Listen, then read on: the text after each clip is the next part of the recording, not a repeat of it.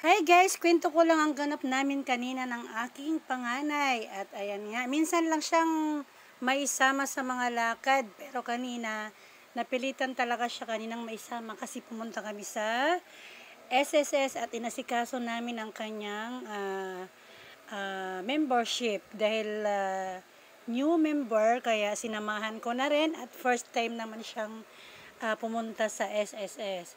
Ayan nga guys, pagkatapos namin doon ay demiretso kami ng palengke at umikot-ikot kami dyan sa mall. Ayan, paikot-ikot lang hanggang sa makauwi na kami. At ayan nga, tingnan mo, napansin nyo naman na hindi sumasabay sa akin. Laging nauuna. Lagi siyang nauuna sa akin na maglakad dahil hindi siya sanay na kasabay niya ang kanyang mga magulang. At napilitan nga siya dyan. Kaya ayan, kumbaga nairita na rin sa akin yan dahil ang dami daw naming pinupuntahan. Sabi ko naman, syempre para isahang lakad lang, puntahan na natin ang mga dapat puntahan. Kaya ayan, sinama ko siya kung saan ang dapat kong puntahan, sinama ko siya. Kaysa naman maiwanan siya, di ba? Kaya ayan, pahirapan pa rin ang pagtawid namin dyan dahil ang daming sasakyan na dumadaan. At ayan nga, tumatawid na kami dyan at papunta na kami naghahanap nga pala muna kami dyan bago kami makauwi. Naghahanap kami ng casing ng kanyang phone dahil sira na ang casing. Sa kakahanap namin, ayan, hanap kami dyan. Pero, ang nangyari, hindi pa rin kami nakahanap. Hindi kami nakabili dahil walang available dun sa mga pinuntahan namin na pwede sa kanyang cellphone. Kaya, ayan guys, sige lang, lakad pa rin ang lakad hanggang sa makarating kami sa pilahan ng jeep pauwi. At ayan, sabi ko naman sa kanya, next time na lang natin bilhin yung pagbalik.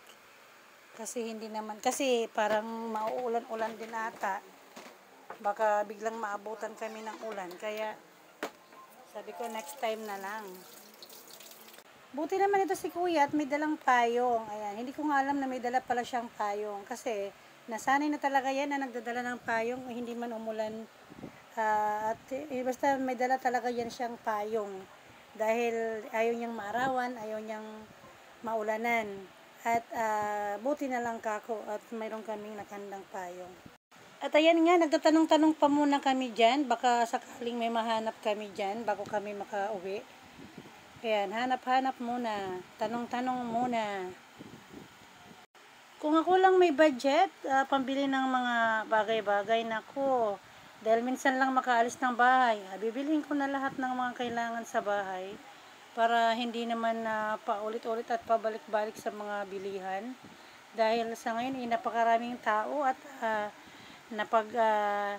nararamdaman na ang pagsikip ng kalsada paminsan-minsan, lalo na sa Baclaran, bandang Baclaran at sa mga oras na yun, hindi pa yan rush hour hindi pa uwian ng mga tao kaya ganyan pa lang, pero mamaya ay dagsaan na yan hanggang sa gumabi.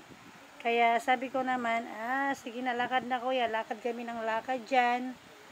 Paminsan-minsan lang naman kaming nakakalabas ng bahay, nakakaalis, kaya sabi ko mag-ikot-ikot muna tayo para kahit papano nakagala tayo kahit sa labas lang, kahit ma-expose lang tayo ng konti.